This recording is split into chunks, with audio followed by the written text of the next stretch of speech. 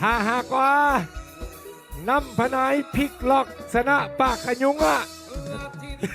ปากขยุงตกรอบเลยนะ เจ้า อ๋อ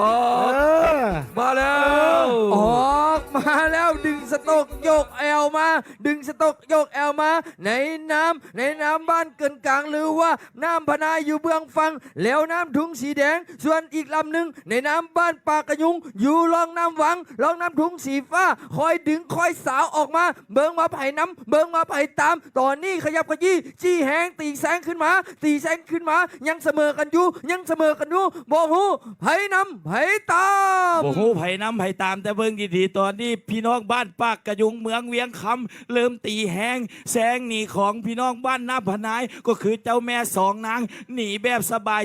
แล้วเว้ย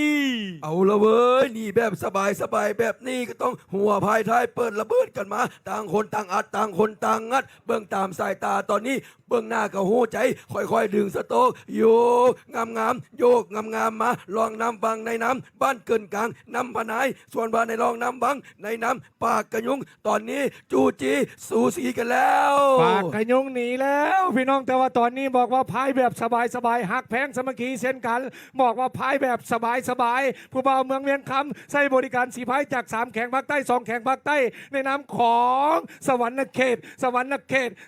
ภาคกลางตอนใต้ในนามของต่อตูปอเ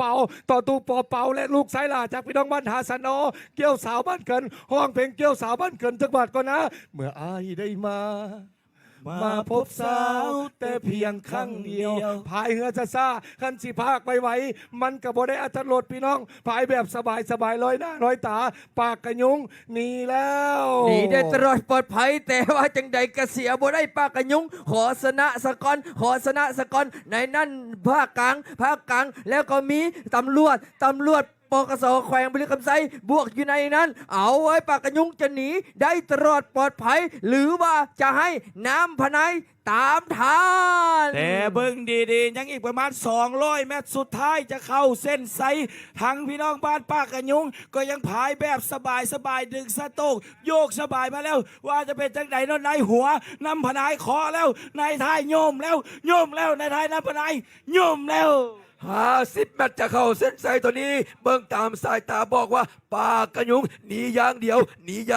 ส่วนว่าเกินกลางน้ำพนายตามมาเกินกลางตามมา สุดท้ายแล้วสาวงามจากบ้านเกินกระห้องใช่ไหมว่า น้องยังคอยไออยู่ทุกวัน แล้วก็ปล่อยเหือปากกระยุงไหล เข้าเส้นชัย กรรมการผู้ทรงเกียรติบอลซาตัดสินให้เหือลำวัง บ้านปากกระยุงเมืองเวียงคำเป็นเหือชนะ บ้านปากกระยุงเป็นเหือชนะในรองนี่ไปเจ้า